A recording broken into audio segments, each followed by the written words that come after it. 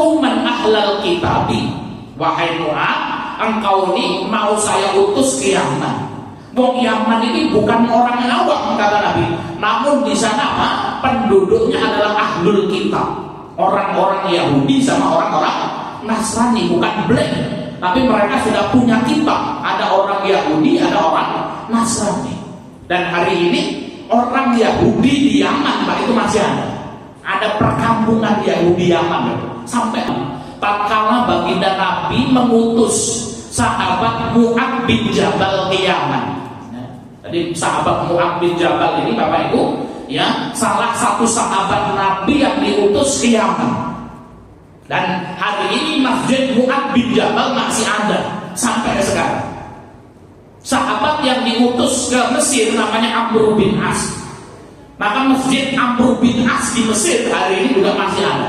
Ya, termasuk Masjid Mu'ad bin Jabal di Yaman ini ada di Yaman di Yaman Utara. Masjid Mu'ad bin Jabal yang masih eksis sampai hari ini. Dari Mu'ad bin Jabal radhiyallahu anhu, ya, Rasul mengutus beliau ke Yaman. Kemudian Rasul berkata kepada Mu'ad ini, innaka ta'ti qauman ahlal kitabi, wahai Mu'ad, engkau ini mau saya utus ke Yaman. Wong Yaman ini bukan orang awam kata Nabi, namun di sana penduduknya adalah ahlul kitab, orang-orang Yahudi sama orang-orang Nasrani, bukan blank, tapi mereka sudah punya kitab. Ada orang Yahudi, ada orang Nasrani. Dan hari ini orang Yahudi di Yaman Pak itu masih ada. Ada perkampungan Yahudi Yaman sampai hari ini masih ada. Ya. Dan orang-orang Nasrani, ya, waktu kita pergi ke kota Aden itu, kita di sana menemukan, ya, di Aden itu masih ada yang bekas-bekas gereja. Maka, ya, saya akan mengirim kepadamu itu, ya, ke Yaman orang-orang ahlul kitab. Kemudian Rasul mengatakan, fatbuhum ila syahadati alla ilaha illallah wa anna Rasulullah. Wahai Mu'ad, ketika engkau sampai ke Yaman nanti, yang harus engkau lakukan adalah yang pertama, seru mereka untuk mengucapkan la ilaha illallah. Tidak ada ilah yang berhak diibadahi secara benar melainkan Allah. Wa anna Rasulullah, dan bahwasanya Nabi Muhammad SAW adalah utusan Allah. Ini maka, ya, pertama kali yang diseru adalah mengucapkan la ilaha illallah wa anna Rasulullah. Kenapa? Nabi SAW mengatakan, man mata wa akhiru kalami la ilaha illallah dakhalal jannah.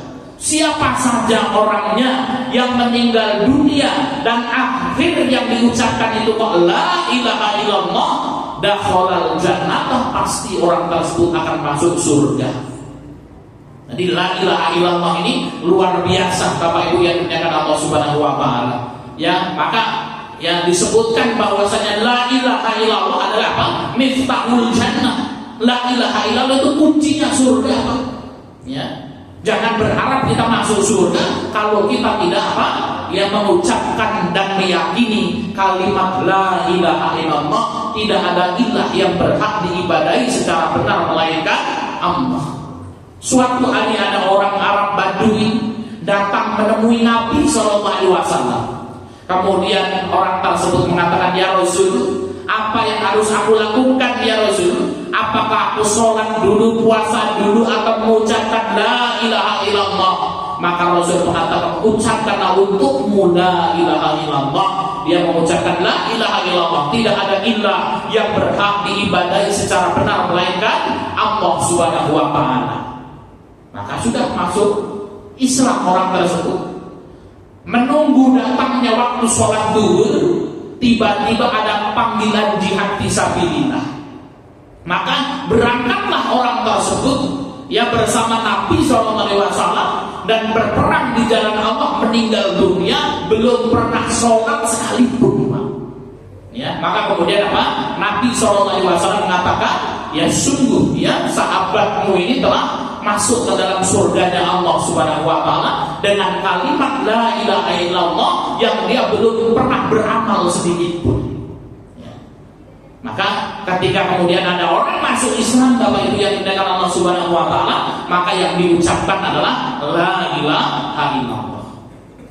Kemarin kita sampaikan ya, waktu kita mengisi pengajian di Masjid Ad-Du'a ya, pertemuan kemarin ya, kemudian kemarinnya lagi ya, kita mengisi pengajian ya, ketika itu kita menyampaikan sebuah materi tertentu ya, kemudian ya pas kita mau sholat datang takbir, Ustaz ya, nanti jangan pulang dulu ya, habis sholat isya ya, nanti ada yang insya Allah saudari kita akan masuk Islam.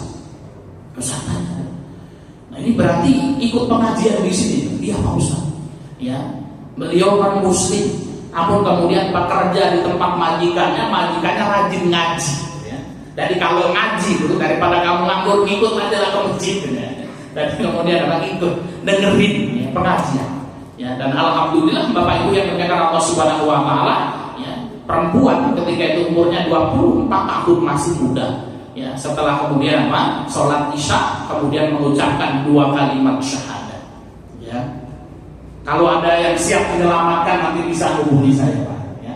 Itu Mas Heri kalau siap ya, supaya dijaga keimanannya. Siapa Pak Adi Soleh? Oh Mas Bukhari, jangan, bahaya nanti dimarahin istrinya ya.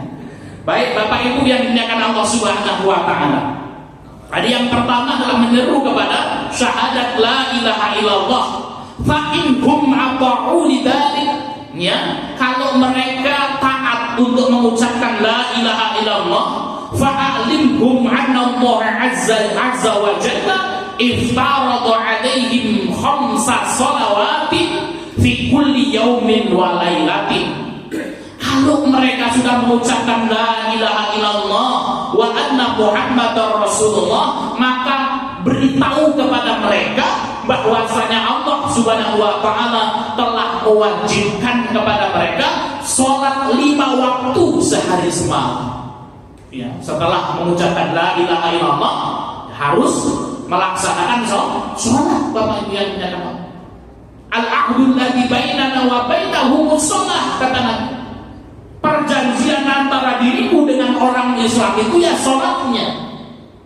Faman tarakaha faqad kafar, barang siapa meninggalkan sholat maka jatuh kepada kekufuran. Na'udzubillah min dzalik. Apalagi sholat asar ya, semuanya Bapak Ibu ada ancamannya ya. Ancaman bagi orang yang meninggalkan sholat ya, saya sebutkan satu saja. Di antara dosa meninggalkan sholat asar Bapak Ibu, itu akan dihapus seluruh amal-amal yang pernah ia lakukan. Na'udzubillah min dzalik ya, maka hati-hati ya. Kita sudah sedekah dan lain sebagainya, waktu asar males lah, saya mau nggak sholat lah, libur dulu ini sholat asar hari ini ya. Maka barang siapa meninggalkan sholat asar, maka Allah akan hapus seluruh amal-amalnya yang telah lalu. Na'udzubillah min dzalik ya. Maka ajarkan kepada mereka, beritahu kepada mereka bahwasanya Allah mewajibkan kepada mereka untuk melaksanakan sholat 5 waktu sehari semalam. Fa'idhum aqamu lidzalik, kalau kemudian mereka sudah mentaati hal tersebut, fa'alimhum anna Allah ta'ala iftarada 'alaihim shadaqah fi amwalihim. Kalau mereka sudah mengucapkan la ilaha illallah, mereka sudah melaksanakan sholat, maka kemudian kasih tahu kepada mereka bahwasanya Allah mewajibkan kepada mereka untuk mengeluarkan zakat-zakat mereka. Ya, apa? Mengeluarkan zakat. Tukhadu min aghniyaihim wa turaddu ila fuqaraihim. Diambil zakat-zakatnya itu dari kalangan orang-orang kaya, dikumpulkan, diberikan kepada orang-orang miskin di antara mereka. Fa'idhum aqa'u lidzalik, kalau mereka mentaati hal tersebut, fa iyyaka wa karaimu amwalihim, maka engkau harus menjaga harta mereka.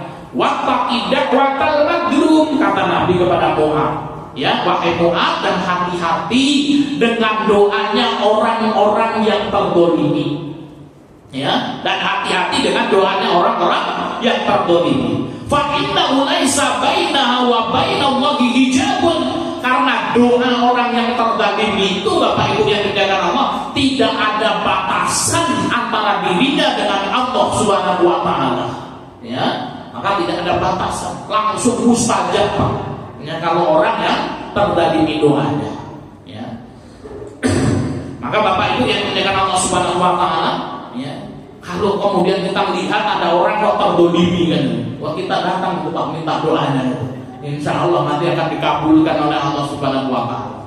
Ya, Bapak Ibu yang dimuliakan Allah Subhanahu wa taala. Ya, maka ada pepatah mengatakan seperti itu. Kalau kamu ingin sukses itu kita membutuhkan dua hal. Ya, membutuhkan apa? Membutuhkan harta dan relasinya orang-orang kaya.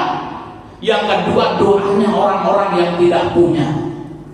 Maka jangan ke mereka ya, kalau orang ragu itu Pak. Doa mereka itu mustajab, luar biasa. Misal kita sedang pergi keluar, ada orang yang kemudian apa? Ya, pakai badut-badutan itu datang kan ya. Kita kasih.